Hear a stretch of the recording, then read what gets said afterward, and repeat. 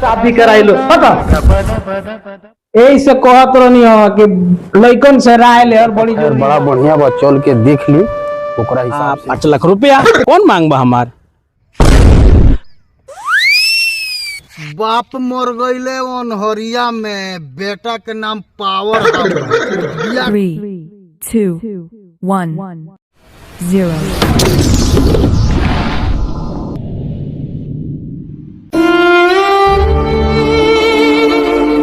बुझाता चिघरुआ सारे के कुछ भइल बा, घरबा का दोन के का करी हम अपना लाइफ से परेशान हो गई मन की जिंदगी से।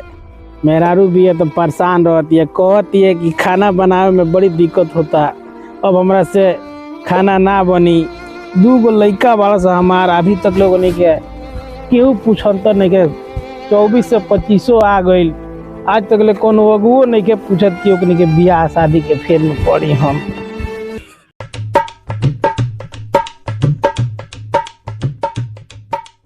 चिगरू भाई काहे उदास बैठल बड़ा ओई बार से हो?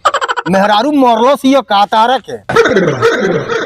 ऐसन बात नहीं है, जान तड़ो हमरो लड़का ज्ञान हो गल सन, हमहू सोचते नहीं कि शादी बियाह कर दी, हमरो बड़ा समधी बने के लालसा बा।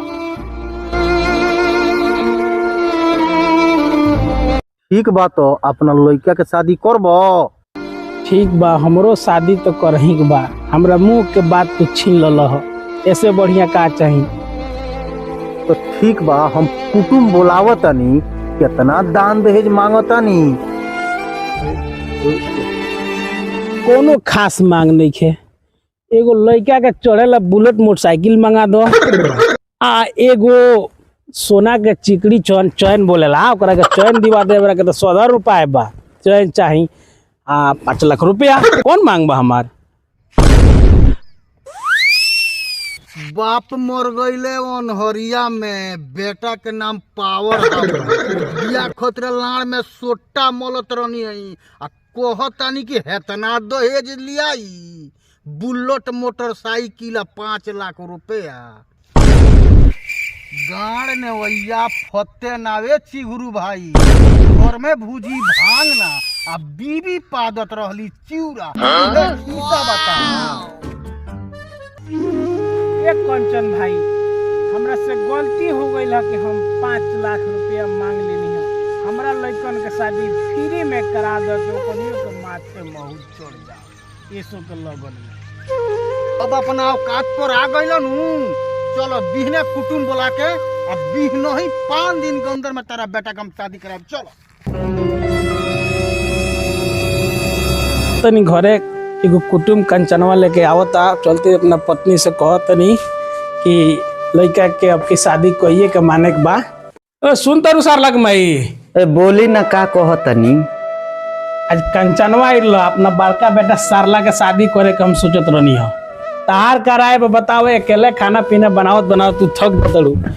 अब हम अरे तो बढ़िया तरह सोचले बनी रहुगा, एमे का करे के बा? तो वो हम सोचनी है कि सब लोग अपना पत्नी से राय करेला, तो हमहू कहनी तरह से राय कली, बड़का बेटा के शादी कर दिया। हाँ तो बड़का बेटा के कहिए दे के ओई में हाथ बाज देते रही। आजकल के जुग जमाना सही नहीं है, हमार कहे के मतलब है कि बड़का बेटा सारला से राय ले लहल जाओ, बेगर राय ले ले के शादी संबंध के मामला ठीक नहीं है, तो चलो ओकरा से राय लिया। चली दे ए बेटा सरल सरल का करत हो मर्दे, तार तो रहने नहीं के चिन्हा तू नहीं है, का करत कपड़ा पहनत तारा खतरा एगो खूब सुंदर रिश्ता कंचनवा लेके आइल बा। का कहत रह तू? हम तार माई सोचनी है कि तार शादी विवाह कर दिया, तार माई पूछो का कहत रही, इनकरा खाना बनाए में बड़ी परेशानी होता। हमार शादी तो हमार शादी हम शादी ना करम, हम अपना मन पसंद लड़की से शादी करब, हमार शादी कराई लो पता। यही से कहत रहनी हो कि लइकन से राय ले और बड़ी जरूरी बा। ये कुछ ज्यादा नहीं थे बोलो। अच्छा तो समझाओ जाई। हाय लैला कुमारी, तू कहाँ बाड़ू हो? तारा बिना हम जीवित ना रहेम, हम मर जाएम। ए सरल सरल ए हनाई बे देखना है करा का हो गइल बा। हाय लैला कुमारी, तू कहाँ बाड़ू हो? आओ ना हमरा लगे, सारा दिन हम मर जाए। देखो बउआ कटे जीव खराब नहीं खेल भइल। अब तक लगैले बा नेहा के। ना एकरा कुछ नहीं खे भइल तो बुखारो नहीं खे। ई बउआ कटे हमरा बुझा तटे कोनो लैला हिय लड़की ओकर से ही प्यार करेला, वही से ही बउआ तटे। अच्छा ए सुनो तनी जी, का अवसर लग मैं का कहता ए साला तो शादी से नकारो था। हाँ ये तो बात बा न करलो सो आजकल के जुग जमाना सही नहीं खे।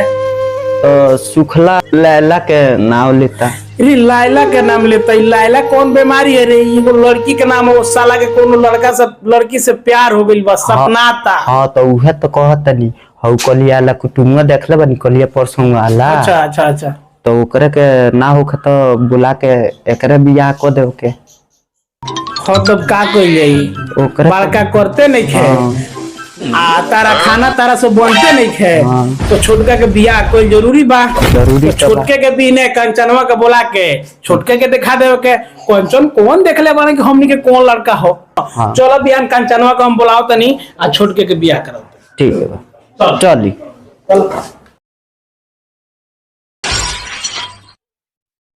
बेटा सरल बालिए तारा तो काम धंधा से कोनो मतलब नहीं के। तू खा तरह सुत तरह आ तार माई एगो बिया की दिन भर काम करत करत थक गइल बिया। अब एकरा से चूल्हा चौकी के काम नहीं के होत। हमनी के दोनों जना राय कोनी है सकी एगो अगुआ बा कंचन ओकरा के बुला के तारा के सोचनी है कि शादी के बंधन में बांध दिया। अब हम बुढ़ा गईनी, तार माइयो बुढ़ा गईली, कोनो काम नहीं के हो। अब तोहरा से पूछेंगे तू का कहत बेटा? ए हमारा तो मन बड़ा खुश हो गए बात पर। हम तो चाहता नहीं कि हमारे बियाह करा दी लोग दोनों आदमी मिल के। अरे हमर बाबू तू बहुत बढ़िया बा, कितना बढ़िया एकर सोच बा। हाँ भैया का बोले भैया सदिया ना करी का जे छोटका का करबो जना बड़का इतना तुहारे रही। बाबू हम चाहता नहीं कि बूढ़ बाप के अब का की अहमियत बा। हम सोचिए कि दोनों जने के साथ मगर उ नइखन करत तो सोचनी है तोहरे कर दी। का भैया का तू ना शादी करबे? हम छोट बहन तो हमार होई या तोर ना होई? यो का कही हम शादी करब मोई में जाके। हमार तो शादी सब ऐश्वर्या राय कन्या ओकरा से हम शादी करे। अरे हमार जाते इसका हमना से होता लालवा से होता जना के ना घुमावे नी ओकरा से होता। ठीक बटे कर। बेटा तू बाबू बेटा तू सरला के माई ए हमनी के मानी नहीं का बतियावता। तो परसों को हम डेट देले बनी चाय ओई के फेर में जाके वो घोसी किए कह दिया 1 लीटर दूध दे दी 10 गो मेहमान आइलो। लड़का तो खैर बड़ा बढ़िया बा, चल के देख ली ओकरा हिसाब से ओकर शादी बियाह अपना लड़की के करे।